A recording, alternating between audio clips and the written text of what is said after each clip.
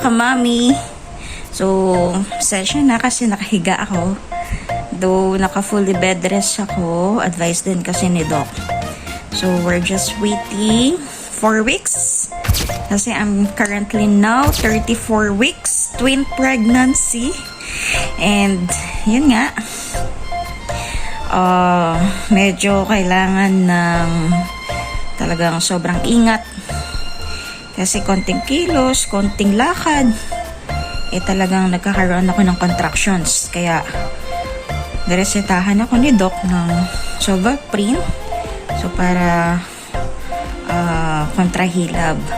So, may mga nagre-request to have Facebook Live. Pero, for now, siguro, I'll make a video na lang para isang sagutan na lang din dahil yung ilan sa kanila is may mga katanungan about my twin pregnancy. So, yung iba, curious, kasi paano daw ba magkaroon ng kambal?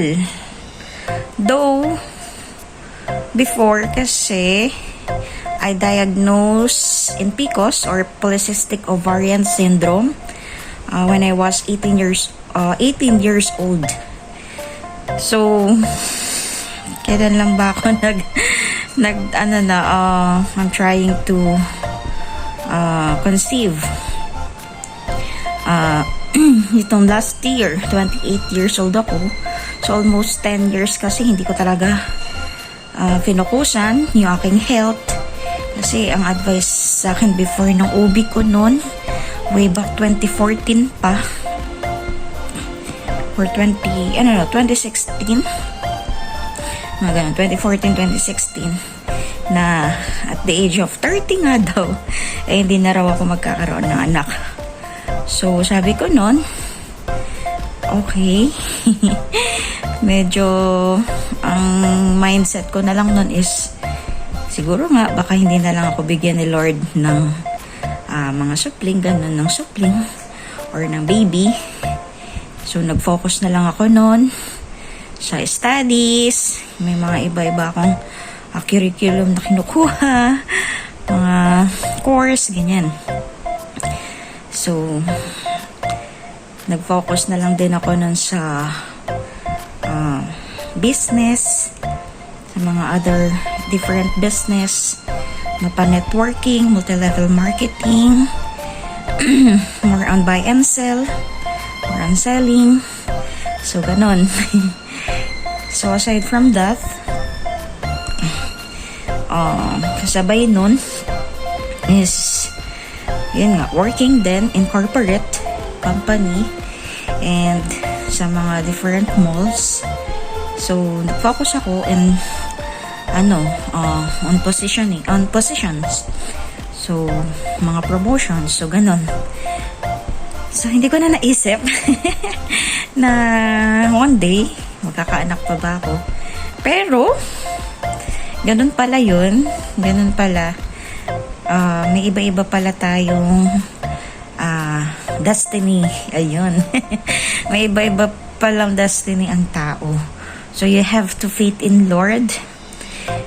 You have to trust on His process. Kasi, there's always a process. Hindi naman pwedeng nandun ka kagad sa finish line. So, kailangan, you have to take a first step. So, yun. Siguro, noong mga times, hinanda mo na siguro ako ni Lord and now, siguro, nakita ni Lord na, oh, you're prepared na, anak. So, ayan. So, hindi ko rin ina-expect na magkakaroon ako ng anak. And, of course, hindi ko rin ina-expect na magkakaroon ako ng mister, ng husband.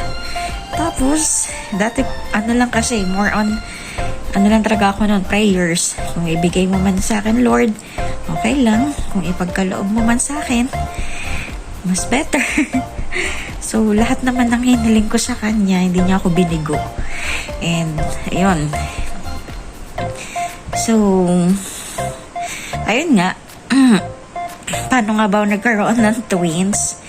So, medyo magkaroon lang tayo ng little short story.